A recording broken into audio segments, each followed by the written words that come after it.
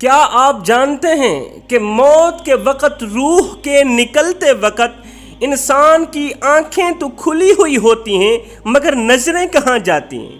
انسان کی آنکھیں تو کھلی ہوئی ہوتی ہیں مگر انسان دیکھ کیوں نہیں سکتا؟ یہاں پر میں حضرت ابو سلمہ رضی اللہ تعالی عنہ کی وفات کا واقعہ سنانا لازم سمجھوں گا۔ حضرت ام سلمہ رضی اللہ تعالی عنہ اپنے شوہر حضرت ابو سلمہ رضی اللہ تعالی عنہ کی وفات کا واقعہ کچھ اس طرح بیان کرتی ہیں، کہتی ہیں کہ وفات کے وقت میرے شوہر کی آنکھیں کھلی ہوئی تھیں۔ وفات کے وقت میرے شوہر کی آنکھیں تو کھلی ہوئی تھیں جبکہ جسم حرکت میں نہیں تھا، ہاتھ تو تھے کام نہیں کر رہے تھے، جسم حرکت نہیں کر رہا تھا، وہ بول بھی نہیں سکتے تھے۔ کسی نے رسول اللہ صلی اللہ علیہ وسلم کو میرے شوہر کی اس حالت کی خبر دی۔ آپ صلی اللہ علیہ وسلم میرے گھر میں تشریف لائے۔ جب نبی اکرم صلی اللہ علیہ وسلم میرے شوہر کے پاس آئے تو آپ نے دیکھا کہ میرے شوہر کی آنکھیں کھلی ہیں مگر جسم حرکت نہیں کر رہا۔ آقا کریم نے اپنے ہاتھ مبارک سے آنکھیں بند کرتے ہوئے فرمایا کل نفس ذائقۃ الموت۔ اپنے ہاتھ سے آنکھیں بند کرتے ہوئے فرمایا جب موت کا فرشتہ انسان کی روح قبض کرتا ہے نا تو مرنے والے کی آنکھوں کی روشنی بھی ساتھ لے کے جاتا ہے، مرنے والے کی آنکھوں کی روشنی بھی روح کے ساتھ ساتھ چلی جاتی ہے۔ جب نبی کریم صلی اللہ علیہ وسلم کے منہ سے یہ لفظ نکلے تو گھر والوں نے رونا شروع کر دیا کہ ابو سلمہ رضی اللہ تعالی عنہ اب اس دنیا میں نہیں رہے۔ آپ صلی اللہ علیہ وسلم نے فرمایا کہ مرنے والے کو ہمیشہ اچھے الفاظ میں یاد کیا کرو کیونکہ اس وقت فرشتے پاس ہوتے ہیں۔ میت کے ارد گرد بیٹھے ہوئے لوگ جو باتیں کرتے ہیں فرشتے ان کی باتوں پر آمین کہتے ہیں، آمین کہتے ہیں فرشتے۔ پھر نبی اکرم صلی اللہ علیہ وسلم نے اللہ سے دعا کی کہ اے اللہ ابو سلمہ کو قبر کے عذاب سے محفوظ فرما۔ میرے آقا علیہ الصلوۃ والسلام نے دونوں ہاتھ اٹھائے، دعا کی یا باری تعالیٰ ابو سلمہ کو اپنے عذاب سے محفوظ فرما، اپنے بندے پر خاص کرم فرما، ان کی قبر پر اپنی رحمت نازل فرما۔ نبی اکرم صلی اللہ علیہ وسلم کی اس دعا سے ثابت ہوتا ہے کہ جب مسلمان وصال کر جاتا ہے، مر جاتا ہے تو اللہ تعالیٰ مسلمان کی قبر میں نور اور رحمتیں عطا کرتا ہے۔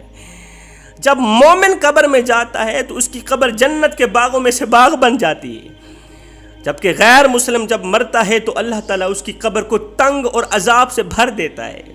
اس دنیا سے پردہ کرنے کے بعد انسان کے لیے سب سے خطرناک جو منزل ہے وہ قبر کی منزل ہے۔ اگر انسان اپنی پہلی منزل یعنی قبر کے عذاب سے بچ جائے تو اس کے لیے باقی سب منزلیں پار کرنا کوئی مشکل نہیں رہ جاتا۔ اس لیے نبی اکرم صلی اللہ علیہ وسلم نے فرمایا کہ انسان کو مرنے کے بعد بہت سی منزلیں طے کرنا پڑتی، بہت سی منزلیں طے کرنا پڑتی، جن میں سے سب سے پہلے قبر کا عذاب ہوتا ہے۔ اگر انسان قبر کی سختی سے بچ جائے تو دوسری منزلیں اس کے لیے آسان ہو جاتی۔ میرے کریم نبی نے فرمایا صحابہ قبر آخرت کی منزلوں میں سے پہلی منزل ہے، قبر آخرت کی منزلوں میں سے پہلی منزل۔ اگر یہاں نجات مل گئی تو بعد کے سارے مراحل آسان ہو جائیں گے، اگر یہاں نجات نہ ملی تو بعد کے سارے مراحل دشوار ہو جائیں گے۔ ایک دفعہ نبی اکرم صلی اللہ علیہ وسلم قبرستان میں سو رہے تھے۔ رسول اکرم صلی اللہ علیہ وسلم نے قبر کا عذاب بیان کرتے ہوئے فرمایا صحابہ کہ مجھے اگر اس بات کا ڈر نہ ہوتا کہ تم میت کو قبر میں دفنانا چھوڑ دو گے، اگر مجھے اس بات کا ڈر نہ ہوتا کہ تم ڈر کے مارے میت کو قبر میں دفنانا چھوڑ دو گے تو میں اپنے کریم رب سے دعا فرماتا کہ وہ تم لوگوں کو بھی قبر کے عذاب سے آگاہ کر دیتا۔ میرا اللہ خود عذاب کو حکم دیتا، عذاب تم ہی اپنے عذاب سے آگاہ کرتا۔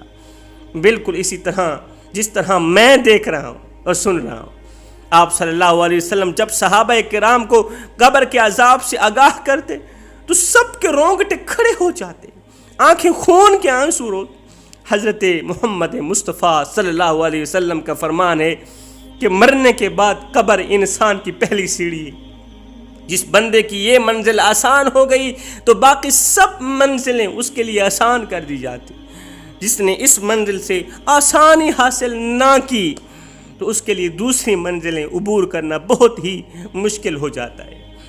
نبی اکرم صلی اللہ علیہ وسلم نے فرمایا کہ میں نے آج تک قبر سے سخت ترین منظر کبھی نہیں دیکھا۔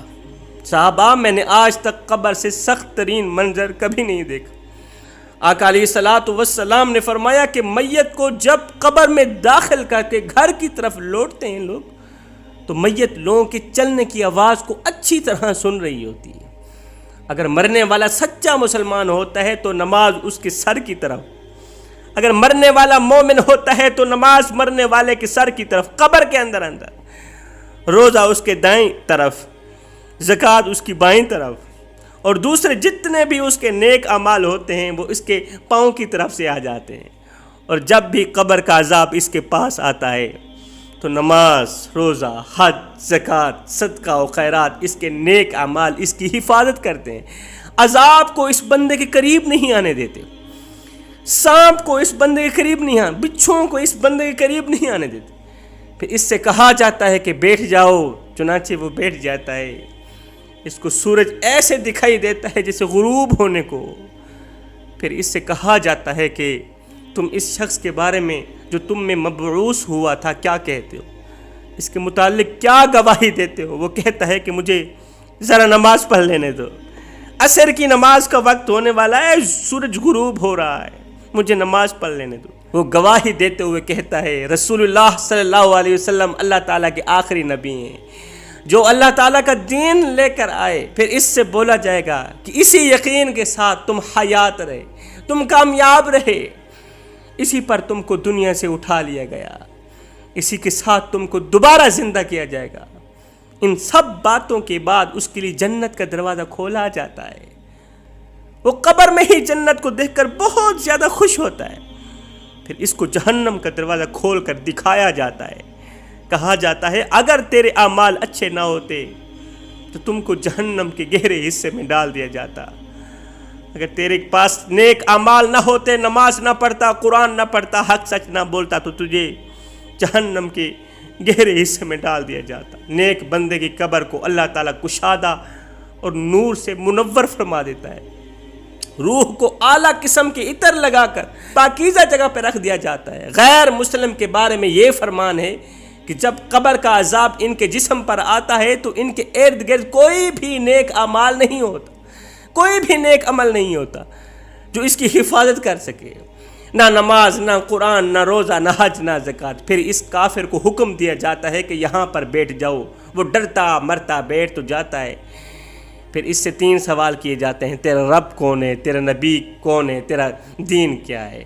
ان تمام سوالوں سے وہ ناکام ہو جاتا ہے۔ اس کو فرمایا جاتا ہے کہ تو دنیا میں غیر مسلم تھا، غیر مسلم مرا اور غیر مسلم ہی دوبارہ زندہ ہوگا، تو دنیا میں بے ایمان ہو کر مرا، تو دنیا میں کافر ہو کر مرا، کافر ہو کر قبر میں آیا اور قیامت کے دن کافر ہو کر اٹھایا جائے گا۔ پھر اس کافر کو وہاں سے جہنم میں لے جایا جائے گا اور کہا جائے گا کہ تو نے ہمیشہ ہی گناہوں کو پسند کیا، اس لیے تیرے ٹھکانہ یہ جہنم ہے۔